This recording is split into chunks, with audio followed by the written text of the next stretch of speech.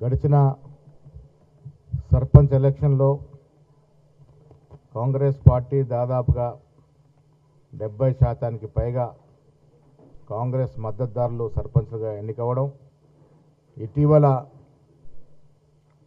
జూబ్లీస్ ఉప ఎన్నికలు అసెంబ్లీ ఉప ఎన్నికల్లో దాదాపు 25,000 ఓట్ల మెజారిటీతో కాంగ్రెస్ గెలవడం, గతంలో కంటోన్మెంట్ ఎమ్మెల్యే సీట్ని గెలవడం, ఇవన్నీ కూడా కాంగ్రెస్ పార్టీకి ప్రజల్లో పరిపూర్ణమైనటువంటి మద్దతు ఉంది, సానుకూలత ఉంది. కాంగ్రెస్ పార్టీని గెలిపించుకోవాలనే తపన ప్రజల్లో కనబడతా ఉంది. వచ్చే మున్సిపల్ ఎన్నికల్లో కూడా 90% పైగా మున్సిపాలిటీస్ కాంగ్రెస్ పార్టీ కైవసం చేసుకుంటుంది. దానికి కారణం 2 ఏళ్లుగా కాంగ్రెస్ పార్టీ రేవంత్ రెడ్డి గారి నాయకత్వంలో ఇస్తున్నటువంటి అభివృద్ధి, సంక్షేమం ప్రజలు అర్థం చేసుకోగలుగుతూ ఉన్నారు. ఎప్పుడూ లేని విధంగా దావోస్ పర్యటన ముఖ్యమంత్రి గారు 1,78,000 కోట్ల నిధులు తీసుకురావడం, ఇటీవల గ్లోబల్ సమ్మిట్లో దాదాపు 5,70,000 కోట్ల పెట్టుబడులు రావడం అనేది ఇది తెలంగాణ రైజింగ్కి, తెలంగాణ అభివృద్ధి అన్ని రకాలుగా జరుగుతుందని చెప్పడానికి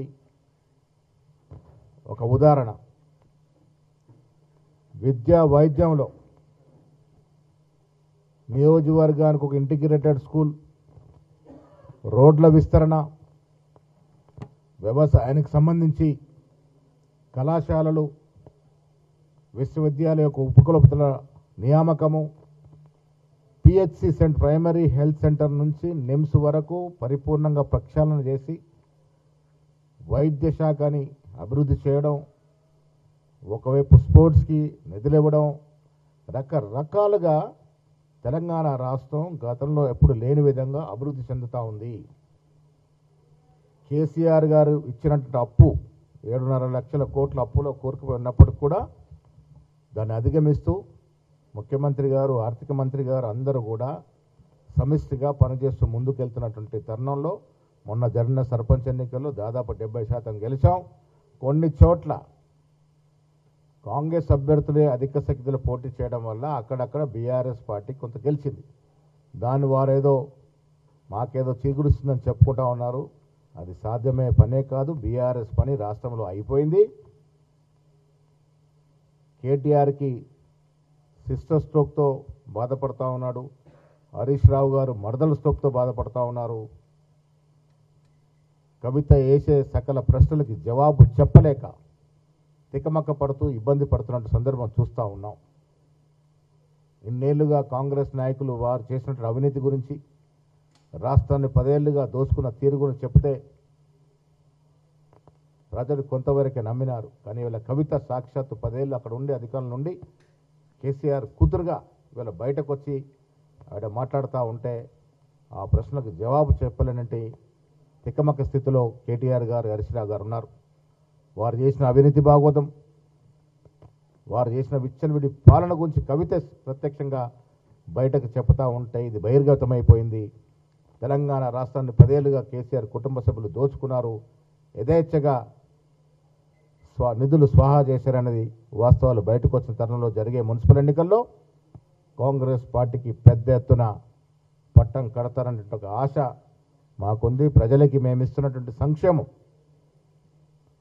ఏ ఇతర రాష్ట్రంలో ఇవ్వట్లేదు. సన్న బియ్యం అనేది ఒక చరిత్రాత్మక కార్యక్రమం దేశంలో. ఉచితంగా మహిళలకు బస్సు అనేది కర్ణాటక, తెలంగాణ రాష్ట్రంలోనే ఉంది. మహిళలు స్వేచ్ఛగా స్వతహాగా బస్సులో ప్రయాణం చేస్తున్న పరిస్థితి. ఇందిరా మిల్లు ఆనాడు ఉమ్మడి ఆంధ్రప్రదేశ్లో కాంగ్రెస్ ప్రభుత్వం ఇచ్చిన ఇల్లు తప్ప కేసీఆర్ గారు ఇచ్చిన ఇళ్ళ సంఖ్య చాలా చిన్నది. ఇవాళ ఇందిరా మిల్ల పేరంటే ప్రతి పేదవాడికి ఇల్లు ఇస్తూ ఉన్నాం. ఎక్కడ పేదవాడు అంటే ఇల్లు లేని పేదవాడు లేకుండా చేసే విధంగా రేవంత్ రెడ్డి గారి ప్రణాళిక నడుస్తూ ఉంది. ఉచితంగా 200 లోపు యూనిట్లు కాల్చుకున్నటువంటి సంఖ్య దాదాపు ప్రతి గ్రామంలో 70% వరకు ఉంది. రుణమాఫీ చేయగలిగినాం. వాళ్ళు 10 ఏళ్లలో 10 నుంచి 15 వేల కోట్లు చేస్తే మేము 12 మాసాల్లో 23 వేల కోట్ల రుణమాఫీ చేయగలిగినాం. యథేచ్ఛగా యథావిధిగా రైతు భరోసా ఇస్తూ ఉన్నాం. ఇన్ని కార్యక్రమాలు చేసిన తరంలో ప్రజలు దీన్ని అర్థం చేసుకుంటా ఉన్నారు. మున్సిపల్ ఎన్నికల్లో కూడా కనీసం 80 నుంచి 90% సీట్లు మేము గెలిచి తీరుతాం. రాష్ట్రంలో సుపరిపాలన జరుగుతూ ఉంది. రాష్ట్ర ముఖ్యమంత్రి రేవంత్ రెడ్డి గారు, మా మంత్రివర్గ సభ్యులు, ఎమ్మెల్యేలు వారి క్షేత్రస్థాయిలో అనునిత్యం ప్రజా సంక్షేమ కార్యక్రమాలు పాల్గొంటూ అభివృద్ధి విషయంలో ఎక్కడ కూడా కరేజ్ కాకుండా రాష్ట్రాన్ని ముందుకు తీసుకెళ్లి తరుణంలో వస్తున్న మున్సిపల్ ఎన్నికల్లో డెఫినెట్గా మంచి సంఖ్యలో మున్సిపాలిటీ గెలుచుకొని తీరుతాం. అదేవిధంగా ఖర్గే గారు, రాహుల్ గాంధీ గారు ఇచ్చినటువంటి సూచనల మేరకు ఈ రాష్ట్రంలో కుల సర్వే చేయడం, రకరకాలుగా అన్ని వర్గాల్ని, కాంగ్రెస్ పార్టీ అంటేనే ఎస్సీ, ఎస్టీ, బీసీ, మైనార్టీలే కాకుండా అగ్రవర్ణంలో పేదల్ని కూడా ఆదుకునే విధంగా కార్యాచరణ రూపొందించి రాష్ట్రం అంతా కూడా రాష్ట్రం అంటే బీద ప్రజలు అనే విధంగా పాలన జరుగుతూ ఉంది. అన్నీ సజావుగా పోతున్నట్టు సందర్భంలో వచ్చే ఎన్నికలు డెఫినెట్గా కాంగ్రెస్ పార్టీకి మంచి రిజల్ట్స్ ఇస్తాయనే నమ్మకం నాకుంది. ఈ సందర్భంగా మీకు తెలంగాణ రాష్ట్ర ప్రజలందరూ కూడా సంక్రాంతి శుభాకాంక్షలు.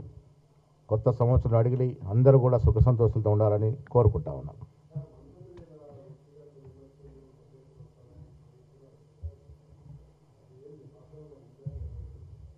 నేను వ్యక్తిగతంగా మీ అందరి విజ్ఞప్తి, వ్యక్తుల యొక్క ప్రైవేట్ జీవితాల గురించి ఇలాంటి కథనాలు రావడం అనేది కొంత బాధాకరం. వ్యక్తుల యొక్క ప్రతిష్ట భంగం కలిగే విధంగా కథనాలు రాకుంటే మంచిది. వాస్తవానికి దూరంగా ఈ కథనాలు వస్తూ ఉన్నాయి. ఎన్నో ఏళ్ళు కష్టపడితే కానీ ఒక మంత్రి అయినా, ఒక ఎమ్మెల్యే అయినా, ఒక ఎంపీ అయినా ఆ స్థాయికి రాడు. అన్నేళ్ళు కష్టపడి త్యాగం చేసి ఆ స్థాయికి వచ్చిన వ్యక్తుల మీద నిరాధారమైన ఆరోపణలు చేయడం అనేది మంచిది కాదు. దీన్ని కొద్దిగా తగ్గించాల్సిందిగా మీ ద్వారా మిగతా మిత్రులను విజ్ఞప్తి చేస్తూ ఉన్నాను. ఇప్పుడు మోడీ ప్రభుత్వమే పేర్లు ప్రభుత్వంగా మారిపోయింది. 2014లో అధికారంలోకి వచ్చిన తర్వాత ఎన్నో వందల సంస్థల పేర్లు మారుస్తూ ఉన్నాయి. పేర్లు మార్చే పార్టీగా మారిపోయింది ఇది. యావత్ ప్రపంచం ఒక విజనరీ లీడర్గా గుర్తించినటువంటి జవహర్లాల్ నెహ్రూ పేరున్నటువంటి ఎన్నో సంస్థల్ని పేర్లు మార్చినారు. ఇవాళ మహాత్మా గాంధీ యావత్ ప్రపంచం అభిమానించి గౌరవించే మహానుభావుడు మహాత్మా గాంధీ పేరును మన్రేగా స్కీమ్ నుంచి తొలగించడం అంటే శాంతిని కోరుకునే ప్రతి పౌరుని అవమానపరచడమే. జిల్లాల పేర్లు ప్రజల ఆభిష్టం మేరకు ప్రజలు కోరుకున్నప్పుడు ఆలోచిస్తారు. తరతరాలుగా వస్తున్న పేర్లు మార్చడం ద్వారా మీరేం సంకేతం ఇవ్వదలుచుకున్నారు? మీరు పేర్లు మార్పు కోరే ముందు నేను మీకు విజ్ఞప్తి చేస్తూ ఉన్నాను. అది అరవింద్ గారు కావచ్చు, రామచంద్రరావు గారు కావచ్చు. మీరు 12 ఏళ్ళుగా కేంద్రంలో మీ ప్రభుత్వం ఉంది. మీరు తెలంగాణ రాష్ట్రానికి తీసుకొచ్చినటువంటి కార్యక్రమాలు ఏంటి? ప్రాజెక్టులు ఏమిటి? అభివృద్ధి పనులు ఏమిటి? అవి చెప్పండి. మీరు ఏమి అభివృద్ధి చేయక, ఏమి ప్రజా సంక్షేమ కార్యక్రమాలు ఇవ్వక ప్రజలు వాటి గురించి అడుగుతారు కాబట్టి ప్రజల యొక్క దృష్టి మళ్లించేందుకు పేర్లు మార్పు ప్రక్రియ తీసుకొచ్చినారు. పేరు మార్పు వల్ల ఏమవుతుంది? బీదవాని జీవితంలో మార్పు వస్తుందా? కాంగ్రెస్ పార్టీ బీదవాని యొక్క జీవితాన్ని మార్చే దశగా ప్రయత్నం చేస్తూ ఉంది. జిల్లాల పేర్లు, నగరాల పేరు పని చాలా చిన్నది. పేదవాడి జీవితంలో మార్పు తీసుకొచ్చే దశగా మీరు తీసుకున్న కార్యక్రమాలు ఏమైనా ఉంటే వివరించాల్సిందిగా కోరుతా ఉన్నాను. అభివృద్ధి చేయరు, సంక్షేమం ఇవ్వరు. వాటిని అడుగుతారు కాబట్టి ఇప్పుడు దృష్టి మళ్లించాలి. మున్సిపల్ ఎలక్షన్లు వస్తున్నాయి కాబట్టి మళ్ళీ టెంపో పెంచాలనే ఉద్దేశంతో, ఒక దురుద్దేశంతో పేర్ల మార్పు అనే అంశాన్ని తెరపైకి తీసుకొచ్చినారు. ఇది ఎన్నికల కోసం వారు చేసిన తంతు తప్ప ఇంకేమీ లేదు. కవిత చేస్తున్నటువంటి ఆరోపణలు ప్రజలు స్వీకరిస్తూ ఉన్నట్టుగా కనపడుతూ ఉంది నాకు. కవిత చేసిన ప్రతి ఆరోపణకి బాధ్యతగా కేటీఆర్ గారు, హరీష్ రావు గారు జవాబు చెప్పాలి. కేసీఆర్ ఎలాగో గౌరవప్రదంగా ఫామ్ హౌస్లో ఉంటా ఉన్నారు. ఇలా ఫోర్ ఫ్రంట్లో ఉంది కేటీఆర్ గారు, హరీష్ రావు గారు. వారు బాధ్యత కవిత లేవనెత్తిన అంశాలను నివృత్తి చేయాల్సిన బాధ్యత కేటీఆర్ మీద, హరీష్ రావు మీద ఉంది. ఆవిడ చేసిన అవినీతి ఆరోపణలు మేము చేయలేదు అని నిరూపించుకోవాల్సిన అవసరం మీకుంది. ఇలా ప్రజలు నమ్ముతూ ఉన్నారు గత 10 ఏళ్ల బీఆర్ఎస్ పాలనలో విపరీతమైన అవినీతి జరిగిందని. సాక్షాత్ కవిత బయటకు వచ్చి మాట్లాడుతున్నారు కాబట్టి అది వాస్తవం అనే మాట మేము కూడా నమ్ముతా ఉన్నాం. దానికి జవాబు చెప్పాల్సిన బాధ్యత కేటీఆర్, హరీష్ రావు మీద ఉంది. కేటీఆర్ 10 ఏళ్లుగా అధికారంలో ఉండి ఎన్ని వేల ఉద్యోగాలు ఇచ్చినారో ఒక వైట్ పేపర్ మీద రావాలి వారు బయటికి. మేము 2.5 సంవత్సరాలుగా ఎన్ని ప్రభుత్వ ఉద్యోగాలు ఇచ్చాం మేము వైట్ పేపర్ పెడతాం. ఉద్యోగస్తుల గురించి, నిరుద్యోగుల గురించి మొసలి కన్నీరు కార్చే అర్హత మీకు లేదు. ఉద్యోగాల కోసమే తెలంగాణ తెచ్చుకుంటే ఎన్నో మంది ధనులు కీర్తిశేషులైనారు, ప్రాణాలు అర్పించినారు. వారి కుటుంబాల్లో మీరు 10 ఏళ్ళు ఆదుకోలేదు. నిరుద్యోగులు ఉసురుదలుగా మీ ప్రభుత్వం దిగిపోయింది. అలాంటి నిరుద్యోగ సంఖ్యను తగ్గించేందుకు మేము దాదాపు 70-80 వేల ప్రభుత్వ ఉద్యోగాలు ఈ 2.5 మాసాలు ఇచ్చినాం. మీరు 10 ఏళ్లలో మీరు ఇచ్చిన ఉద్యోగాల సంఖ్య 50,000 దాటలే. మేము ప్రభుత్వ పరంగా 70,000 పైచిలకు ఉద్యోగాలు ఈ 2 నెలలు ఇచ్చినాం. 2 లక్షల ఉద్యోగాలు ఇస్తానన్న మాటకి ఇప్పటికి కట్టుబడి ఉన్నాం.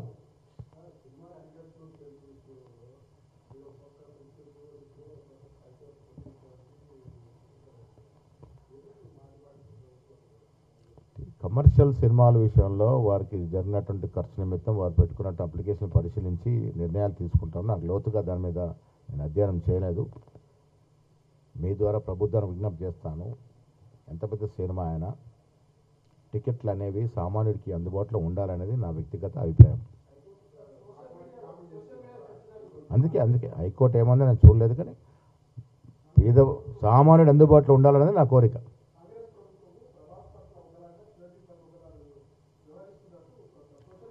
కాంగ్రెస్ ప్రభుత్వం ఆనాడు వెంగళరావు గారు, చెన్నారెడ్డి గారు చిత్రసీమ మీద ప్రేమ కనబరుచుకుంటే ఇలా ఉన్నటువంటి స్టూడియోలు లేవు.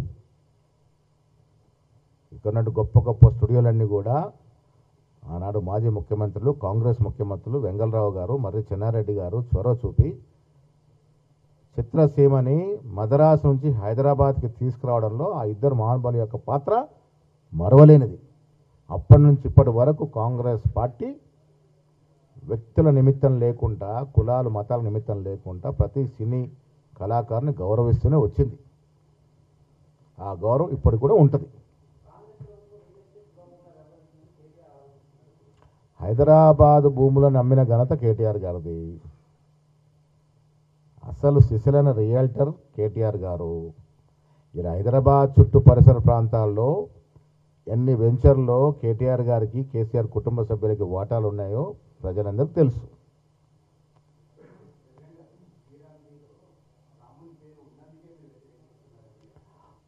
రాముడు పేరు వాడుకునే హక్కు బీజేపీకి ఎవరిచ్చినారు?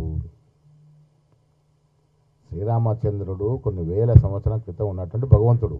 మేమందరం ఆరాధిస్తాం. నేను కూడా ఆంజనేయ స్వామి భక్తుడిని. దేవుని రోజు పూజిస్తూ ఉన్నాం. దేవుడి పేరుని రాజకీయాలకు వాడుకునే హక్కు మీకు ఎవరిచ్చారు? శ్రీరామచంద్రుడికి బీజేపీ పార్టీలో సభ్యత్వం ఉందా? వారి పేరుని మీరెలా వాడతారు? యావత్ హిందూ సమాజం యొక్క అభిమాన దేవుడు శ్రీరాముడు, వెంకటేశ్వర స్వామి, శివుడు. యావత్ ప్రపంచంలో నాటి హిందూ సమాజం మొత్తానికి ఆ దేవుళ్ళని వేడుకునే, ఆరాధించుకునే హక్కు ఉంది. బీజేపీ పార్టీ ఈ హక్కును దొంగలించి వారు పార్టీకి వాడుకుంటా ఉన్నారు దేవుళ్ళని. ఆ హక్కు ఎవరిచ్చారు వాళ్ళకి? రాజకీయాలకి దేవుళ్ళని లాగడం, దేవుడి పేరు వాడడం అనేది మంచిది కాదు. కాంగ్రెస్లో ఉన్నటువంటి 90% కార్యకర్తలు దేవుళ్ళు పూజిస్తాం, కానీ మేము దేవుళ్ళని ఓట్ల కోసం వాడుకోం. Thank you.